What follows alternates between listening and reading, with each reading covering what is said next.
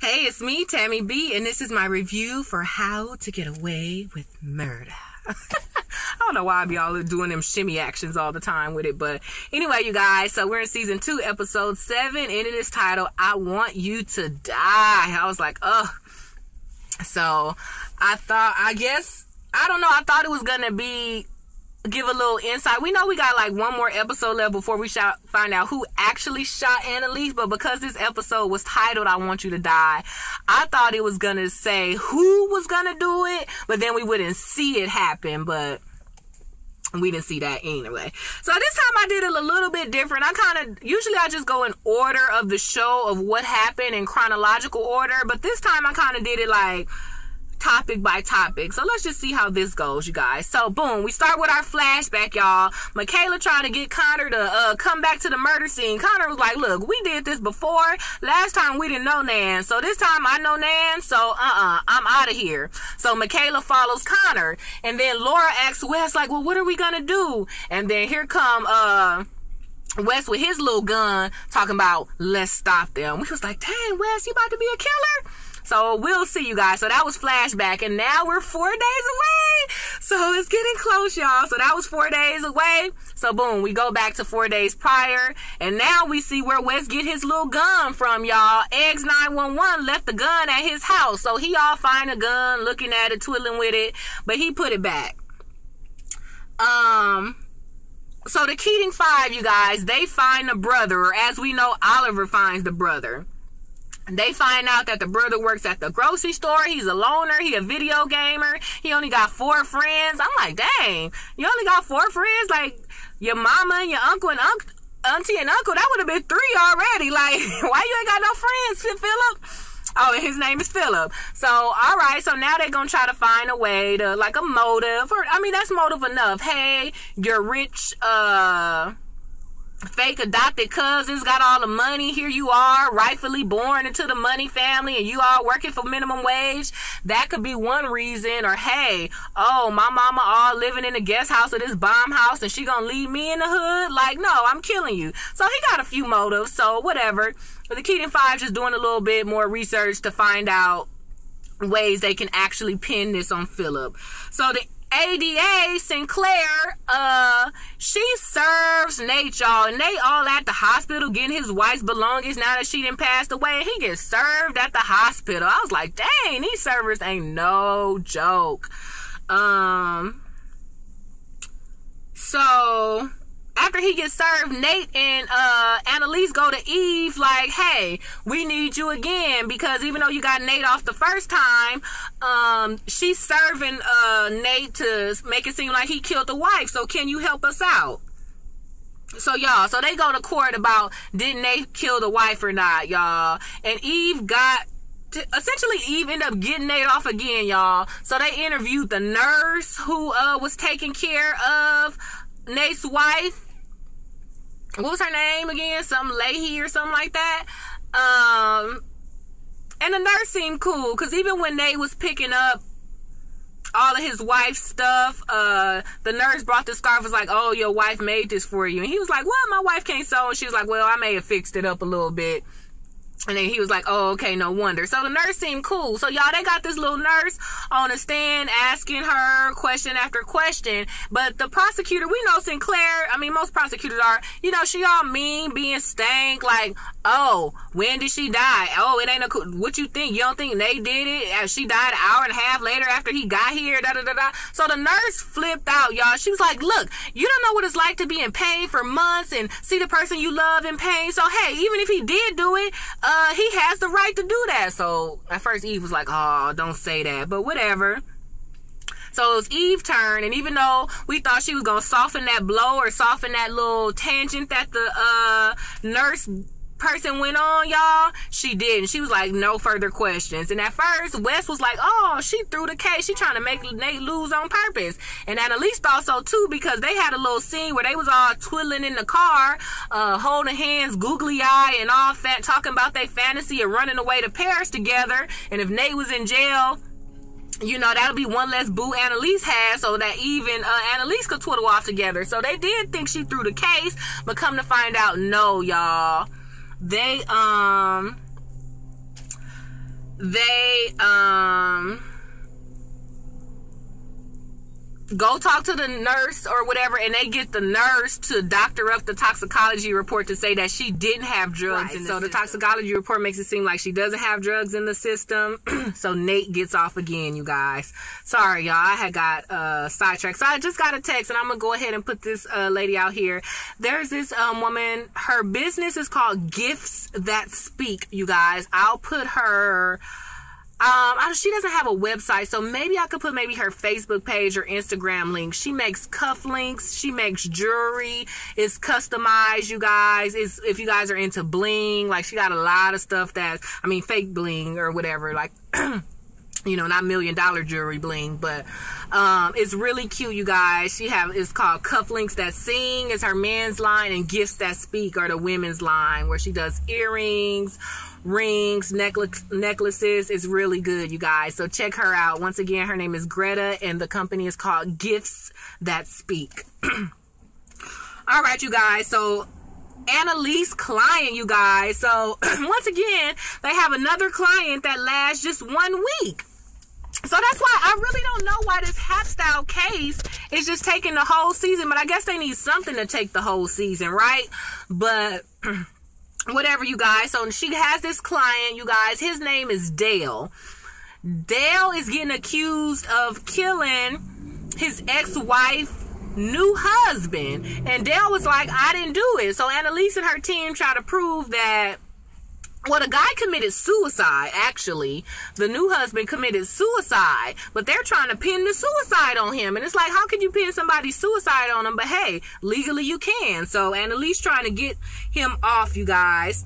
So Laurel finds out that the wife was sleeping with the guy who's her attorney. Now, okay, earlier in the episode, Annalise caught Laurel and Frank all romping around and kissing. Ever since then, Annalise was being stank to Laurel. Like, ooh, can you think for yourself? Like, she asked Laurel a question after she caught her kissing. But I'm like, come on now. I know Annalise probably real quick with the tongue. And maybe whether she just got caught kissing or not, she would have been able to answer some legal questions. But she presented Laurel with the question right after she just got caught. And Laurel kind of stumbled. So then, you know, I think Asher kind of answered the question. Wes kind of did something. Like, so all of these people was like kind of having her back. And Annalise gonna say something smart like, oh, I see you need men to carry you or to help you out or whatever. I was like, dang, Annalise. And even Michaela give Laura a hard time like, oh, you just set women back.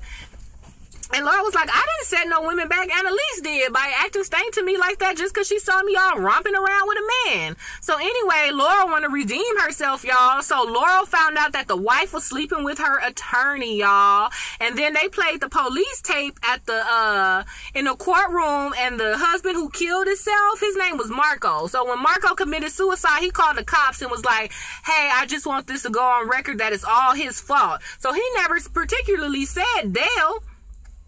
So, Laurel finds out that, you know, the wife was cheating. Then she goes to the, doorman of,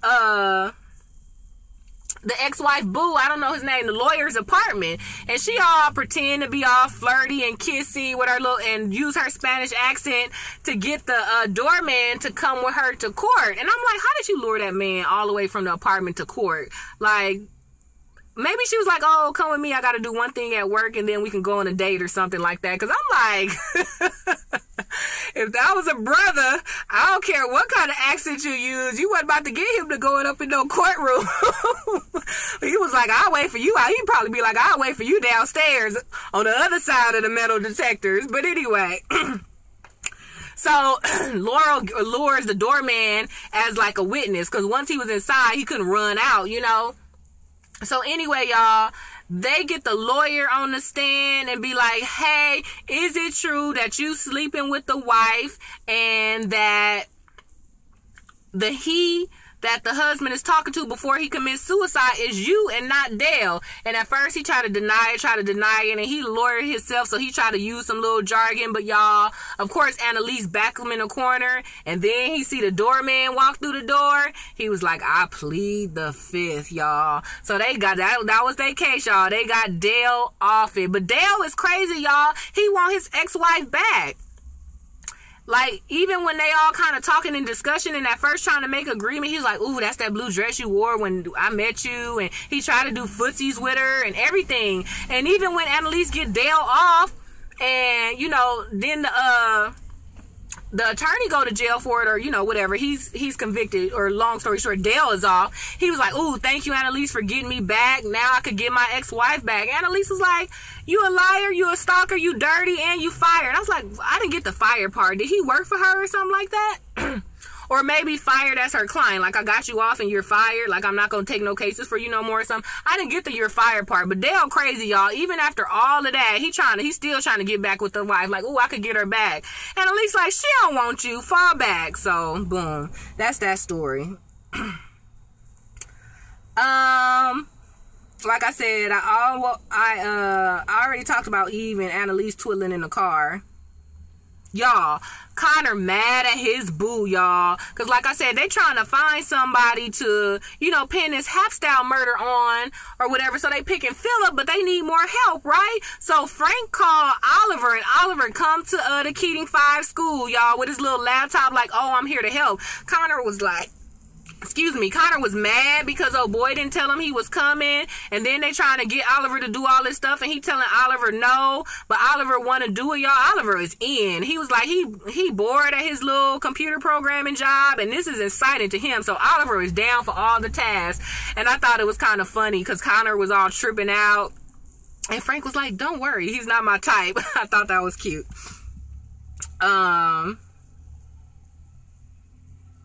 Y'all, so another part was, you know, this whole thing where Marco committed suicide. You know, of course, the Keating 5 kind of helped trying to find details to get the guy off. But Asher made this one comment that I had wanted to go back to.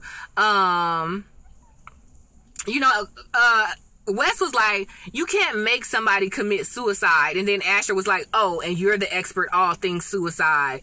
And of course, it was this awkward silence because, of course, Wes' mom committed suicide, and Annalise was right there and heard that too. So it was this awkward moment, and I was like, "Way to go, Asher!" Like, Asher is like a douche, whether he want to be one or not. So I thought that was kind of funny. I mean, it was awkward and sad for Wes, but I thought that was funny how even when Asher not doing it on purpose, he always say something so dumb. But you know, Annalise saved him and was like, oh, Wes, how about it? You do this instead of working on that. So that was cool. Bonnie, y'all. Bonnie is mad at Asher. She not having it. Asher calling her. It's funny because now the roles are reversed. Because remember, Bonnie was all calling him for the last few weeks. But now that Bonnie know that Asher has something to do with a rape, she is not here for it, y'all. And Asher told her, like, look, we was at a party. It was my house.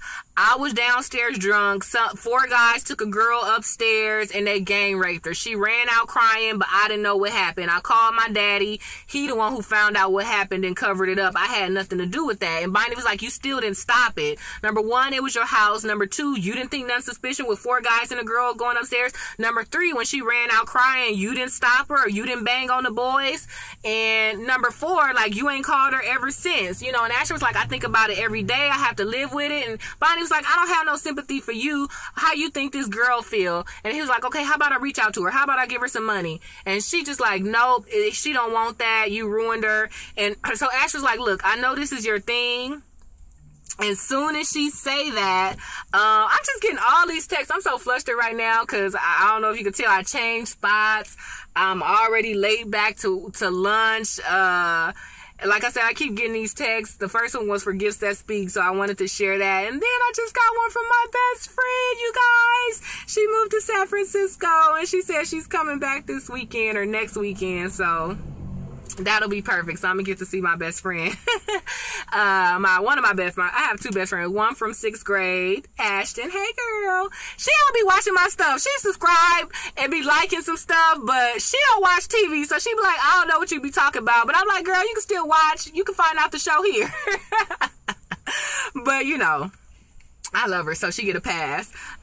So that's my one best friend since 6th grade. Like, oh my goodness, you guys. We were in this academic program, And the first day of junior high, you know, I'm used to a school that sit on one little corner of the block, right? So the first day back, I got lost coming back from nutrition, you guys. I was late.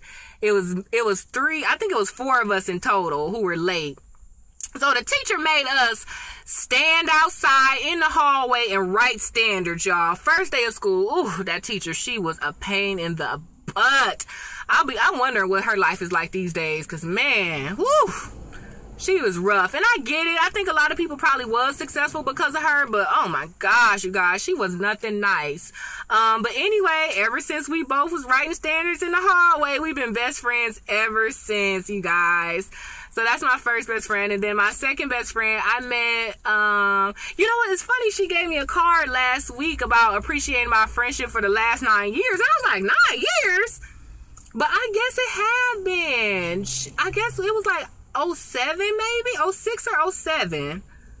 So yeah, I guess that's 9 years. Wow. I couldn't believe it. When she said that, I was like, she tripping, or that's a typo. But now that I'm thinking about it, it has been. So I actually met her at church, and you know, I was young. You know, I didn't really grow up at church, and you know, I was doing good in my life. I was in my 20s. I had finished school. I had an apartment. I had a car. I was doing good, but something was missing, you know. So I started going to church, you know, and she was, I joined this young adult group, and she was one of the ladies in that group, you guys, and she was getting married that year, and she was talking about the wedding. I didn't think I was invited, because I'm like, okay, well, I just met you, so, you know, I'm not going to be mad if you don't invite me to your wedding. But one day she came and she handed me an invitation. I was like, oh my gosh, you invited me to your wedding? She was like, of course. And I was like, what? So we've been best friends ever since. So that was that. All right, y'all, I gotta go. I don't know why I went on a tangent. Sorry, y'all who just come to watch the review, because, you know, some people need a how to get away with murder fix, like, you know, or after show after the after show. And that's what this is, you guys. Even for me, that's why one of the reasons why I even started it. Like, when you love a show, you just want to keep talking about it even after it's off. So for the people who don't care about my personal life, sorry, but I just threw that in there, you guys. So let's get back to How to Get Away with Murder. I Want You to Die episode. All right, you guys. So, like I said, Asher told Bonnie, look, I know rape is your thing, so you taking this kind of hard, but I'm sorry, I didn't mean to do it. I didn't have nothing to do with it. And Bonnie's like, what? What you mean by that? What you mean my thing? And Asher cleaned it up pretty quick. He was like, you know, because Sam tried to rape you and you killed him. But that pause, Bonnie knew. Bonnie was like, Annalise told this fool that I got raped by my daddy. So Bonnie is pissed, y'all. So she slammed the door in Asher's face, y'all. So then we go to Eve, y'all. Eve and Annalise, they all twirling at the bar. Annalise, what's her name? Yeah, Annalise was mad at Eve. I didn't forgot why. Maybe because she didn't tell her about the case or something like that. So Annalise all mad at Eve, and Eve was like, let's have a drink, let's have some potato skins, and let's just have a good time. We don't need to talk about work or whatever. But you know, Annalise kind of mad, but finally she give in, like, yeah, give me some drink, bring us some egg rolls. So they start having a good time. And I like when they kind of hang out, because Annalise smiles. You barely see her smile. And she's so pretty when she smiles, so I love to see her smile. So she so far only be smiling with Eve. She don't even be smiling with Nate. You know, so they have a good time, and they end up back at Eve's apartment, I think. And then Eve go ahead and ask Annalise, like, Wes, what's up with him? Like, is he the person who killed Sam? Is he the person you protecting? And then surprisingly, Annalise admits yes. And then she was like, why are you doing it? And she was like, because it's him. So they give each other a look, and Eve instantly know what that means by it's him. And she, like, you know, coddles her, touches her face, and was like, oh, you're such a good person. Y'all, so what does that mean? It's him. It's him who? So clearly, you know, they met in undergrad. So this gotta be something from a long time ago. Some kid, like, is it a long lost kid? That's what I'm thinking, y'all. Everybody keeps saying, like, maybe that's her son, but the fact that he was like, your mother committed suicide, it made us think, like, oh, well, Annalise is not the mother. Maybe it's some other weird thing. Maybe it's well, it still could be Sam's long lost son or something like that. I don't know. But hey, you know how some people adopt kids and they lie and make it seem like, you know, like, no, I gave birth to you, know, so maybe she did give up a son and it is her son. But I don't know, y'all. What does it's him mean? Like, I kind of want to know that more so than who shot Annalise. So you guys will see. So whatever it is, Eve knows. So I can't wait to find that out. Y'all think we gonna find out this season? I hope so. But I guess they can't tell us everything. So we'll see, y'all. So Oliver found out Philip is on the DL, y'all. So he hit up Philip for a date, but he used Connor's picture. It was like, Connor is hotter, so I used Connor's picture. So they planned to meet up at a coffee shop. And at first, Oliver was like, I'm going to go and I'll just say I lied about the picture. But, you know, Connor mad that Oliver doing this anyway. So he was like, no, you need to fall back. But fine, I'll go. Since everybody want us to find a way to pin this on Philip, I'll go. Because I'm not about to let you meet no seedy dude in a bar. Possible murderer, serial killer in a bar. So I'll go. Y'all, so Connor goes to the bar to meet Philip, y'all, and Laurel is not feeling this, y'all. Mind you, Annalise was mean to her earlier, but she fixed it by helping Annalise win the case. And she told Annalise, like, thank you. Annalise was like, why? And she was like, because I helped you win your case. And Laura was like, you been mean to me. You don't never say nothing to me or talk to me. Like, you don't even be knowing I be helping the whole little Kitty Five fix all them little messes before it even come to you. Annalise was like, I know that.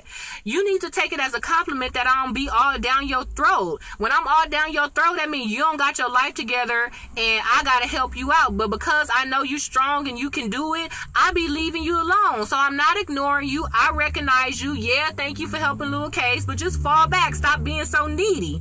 So I guess she the teacher pet. Oh, and Annalise is like, if you want the trophy, it's in the basement. Like, nobody asked about that trophy since, y'all. But who would want that trophy now that it's used as a murder weapon? I'm surprised they ain't burned that now, just to get rid of the evidence. She need to find a new trophy, because they do be doing good stuff. I do still like that whole little system, who gets the trophy for a week, but they need a new trophy. But then at the same time, any trophy would probably remind them that they murdered somebody. So I'll take the verbal compliment. Or maybe you can just give me some extra credit points or something. I don't know, y'all. So anyway, Laurel calls Annalise and snitch on the Keating Five. Like, hey, we found Philip and we about to meet him. I told them not to do it, but they still want to do it. Help. So Annalise called Frank, was like, you need to shut that down. I didn't tell y'all to do this. This is too dangerous. Get Connor out of there. So Frank goes and be like, the date is over. Annalise busted us. Let's go, y'all. So we think it's over. Guess what, y'all? Mind you, last week, Philip was watching Connor and Oliver talk about him. Like, they know he the killer. They think he the killer. They didn't hack to his account. So he already know what both Connor and Oliver look like. So he goes to the bar because, once again, when Laura was snitching, she bumped into Philip or whatever. So Philip know that Connor is at the bar waiting on him. But because Connor is at the bar, Philip knows that, hey, that means Oliver probably at his apartment alone, y'all. Oliver walking to the house singing this song called Bye Felicia. Have you ever heard of that? If you heard of it, let me know what it's called so I can hear it. I was like, is he just talking or is that a real song? But I think it's a real song. So what song is that, y'all? So Oliver holding his groceries, walking in, singing some Bye Felicia song. And, you know, he kind of closes the door behind him, or expected to close by itself, y'all. Philip grabs the door handle, y'all, and walk in Oliver's apartment. And Oliver putting his groceries up, and he's like, hey, Oliver. Oliver drop his milk, y'all. I'm like, was he opening the milk? Because milk usually come with a seal. I'm like, how he waste that easy? But maybe he dropped it really hard and the seal broke. Y'all, so that's how that part in. Philip is like, hi, Oliver. So he turned around like, what? All scared. So we'll see you guys next week. The preview show that Oliver came up missing. So we'll see, y'all. The last thing I want to talk about is Bonnie is mad and drunk, and she come confront Annalise. Now that Annalise then came back from her little date with Eve, Bonnie is drunk, mad, talking about, you don't care about me, you don't love me. I can't believe you told on me. I was finally happy with a little boo, and now you ruined that. And she was like, first of all, I didn't had your back all this time, so don't say I don't love you. And dang, you happy chilling with a 25-year-old? That don't really seem like happiness, or something along that lines. And Bonnie is the one who tell her, I want you to die. So that's where it come from, the title of the episode. Bonnie was like, Sam would have never did this to me, or whatever, and I want you to die. And I was just like, dang, like, woo. I just don't understand their relationship, and I still don't understand the Sam relationship. I can't wait till they talk about that. Like, she said Sam would have never did this to me. What does that mean? You know, so I don't know. Maybe Bonnie is their long lost child or something like that. I don't know. But that was it, you guys. So it was Bonnie who tell Annalise, I want you to die. So she storms off, y'all, and Annalise start crying. So Annalise do love Bonnie. And she do hate that she always the villain, but she do need to recognize that sometimes how she come across do make her seem mean. Because even when Connor usually be venting to Oliver like, ooh, Annalise mean, she do this, she do that. And then so when Oliver was at the Keating 5 house helping out, Annalise came in and he was like, oh, you know, hi. He didn't know to call her Mrs. or Professor because, you know, her husband died, so technically she's not a Mrs. anymore, but some people still go by Mrs. even when the husband is deceased. And she was like, oh, you the one who been saving our butts. Thank you for your help. And she just walk away. And Oliver told Connor, she not as mean as you made her seem. So that was kind of funny, y'all. But yeah, so Annalise is kind of sad. But I guess anybody who you love who say, I wish you would die, you know, even when your teenage kids be like, I hate everybody, I wish you would all die. Like, it hurt your feelings even though you want to sock them in the throat for saying that, you know. So I get that Annalise's feelings is hurt by Bonnie saying that, you guys. So that's it, you guys. So then our last flash forward, you guys. As I mentioned earlier, Michaela running after Connor, trying to get him to stay. And then Laurel and Wes running off after Connor and Michaela to try to not get them to run away. And they turn around, y'all. And the ADA Sinclair body, boom, fall down right in front of them. So, you know, we've been seeing the ADA all sprawled out on the ground, all bleeding for weeks, y'all, right? So now we see how her body get down there, y'all. They look up, guess who it is, y'all? Bonnie. So Bonnie pushed the ADA Sinclair down there, y'all. Oh my gosh. Now when they say one more episode left, do they mean one more episode and then we'll find out, or in the next episode? Well, one more episode I guess means one more episode, then we find out. Whew, so we'll see, you guys. That was pretty good, you guys. So you know what's up. Give me the thumbs up on this video. Go ahead and check me out on Twitter at TammyB_. All right, you guys. It's Friday. Have a great weekend. Be safe and enjoy yourselves. All right. I will see you in the next review. All right. Bye.